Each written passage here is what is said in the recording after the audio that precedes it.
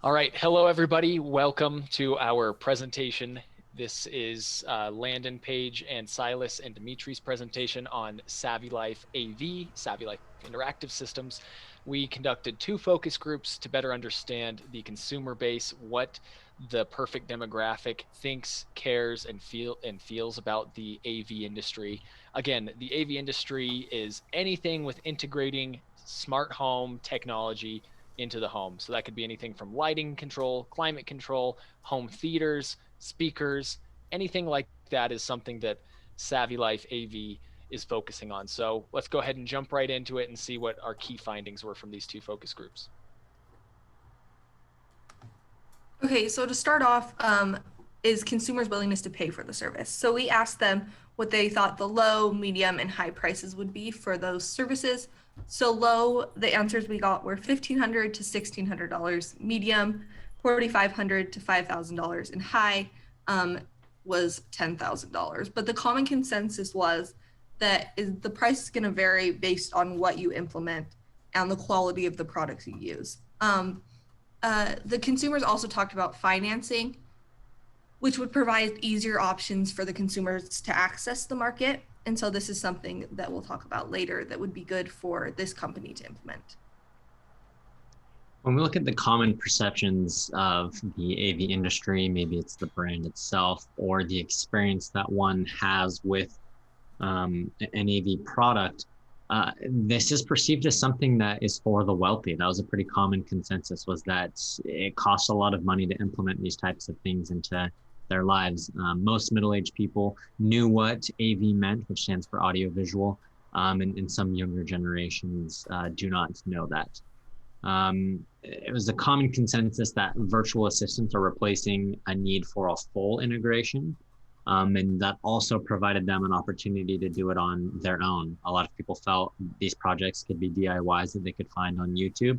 But again, kind of depending on what they were looking to integrate, some of it did get a little bit complicated. And to that last point, if it is a complicated task, uh, it would be easier to do this type of project when the home is being built, where you could wire everything before drywall and other things were put up. So those were some common perceptions from this brand or the industry itself.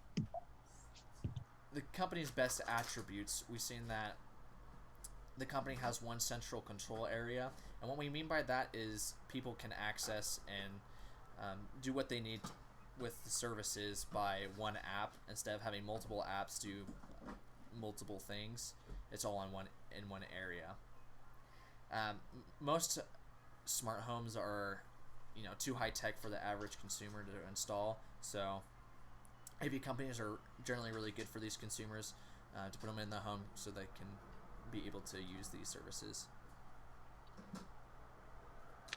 In terms of the competition that the AV industry is facing, from what we gathered from our focus group and the people that we chatted with, is that individuals now feel that they can do it themselves with all of these virtual assistants, Alexa, Siri, Google, things like that are really easy to install for even people who aren't that tech savvy.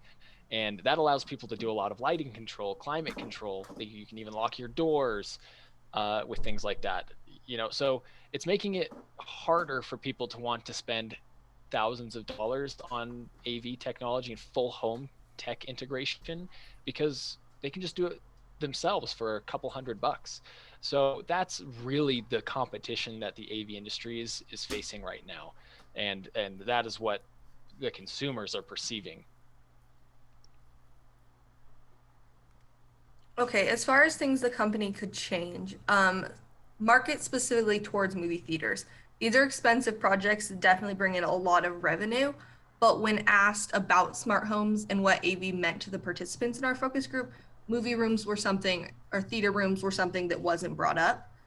So marketing towards this would bring in a lot of revenue. And so this obviously means that consumers do not think of movie theaters when they hear, or theater rooms when they hear Savvy Life AV. So it needs to be marketed more heavily. Um, and then another thing the company could change was show the variety of options for smart home installs, because a common conception was that they were only for the rich and wealthy. So to show people that there's multiple things they could implement for different price ranges would be great to get a variety of consumers. And then another thing that could be changed is market payment plans as an option. This could be marketed just again so people know that there are options outside of being rich and wealthy to implement these systems in their homes. So what are some brand associations? Again, people are identifying smart homes with simple everyday things like we've mentioned that are affordable, like Alexa, Siri, you have your Google Assistant, or Cortana. Alexa, among all of those, was the most used out of those. So Amazon has done a great job marketing that specific product, and people associate this industry with that specifically. And again, the brand association there is again that wealthy people are the ones who can afford these things. So some key insights that we've gotten from our focus group is that people are generally, they would like to hire this workout because they are not as tech savvy and they're not comfortable with implementing these things in their home. Something else that we found is that the focus group that we had, which was Generation X, is very familiar with the term AV and the AV industry, but with millennials, they didn't really know, and Gen Z, they didn't know what AV stood for. Virtual assistants are opening up in the market for the market that's, you know, less likely to pay for a big smart home. So this could potentially hurt the AV industry because people are just going straight to Alexa and things like that. So the main potential marketing initiatives that Savvy Life AV can implement are really, you know, the big concern is virtual assistants. Is there a way to combine what Savvy Life offers to the common consumer with virtual assistants, things like that? The people in our focus groups didn't bring up home theaters very much either. So, and especially during the year 2020, where movie theaters are taking a huge hit, people can't go and see the movies they want to see. A lot of movies are being released just straight to Netflix, things like that. Home theaters are going to come back with a big boom. So that's a good thing to really start marketing hard.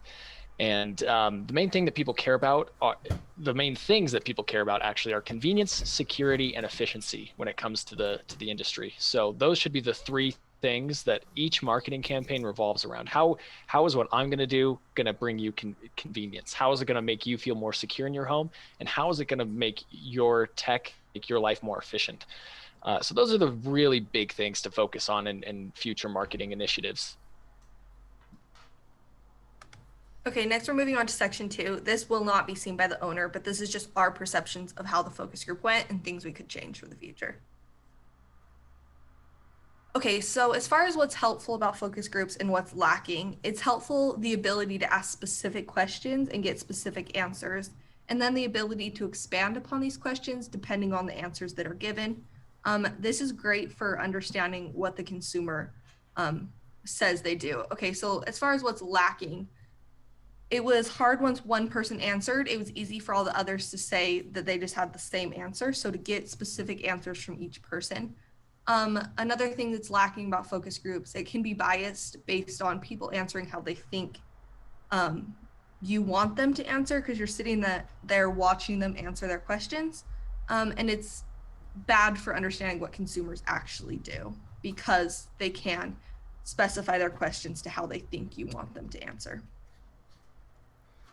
So what did our group execute well, and what do we feel maybe could be improved? So we felt like we were able to obtain the answers to the information that we were seeking out. We got some good relevant information to convey back to Isaac, the owner of Savvy Life, and these are things that he can look to maybe implement. We think we found the right demographic with a mix of backgrounds, which was great in allowing conversation to flow, because there was some difference of opinion, but as well as was mentioned in the last slide, some similar ones. So we feel like we had a good mix there. What do we feel like could be improved? What didn't go well? Be more specific when asking questions. So like Paige mentioned in the last slide, maybe ask a general question, and then when the second person goes to answer, maybe ask a follow-up question that allows for an opportunity to give a different answer than the first. We noticed that the conversation at times could get sidetracked by having a group size of about 8 people. And we had one group record the meeting and the other group did not. And so making sure we both record that would be good next time. Next. Some things that we could have done differently.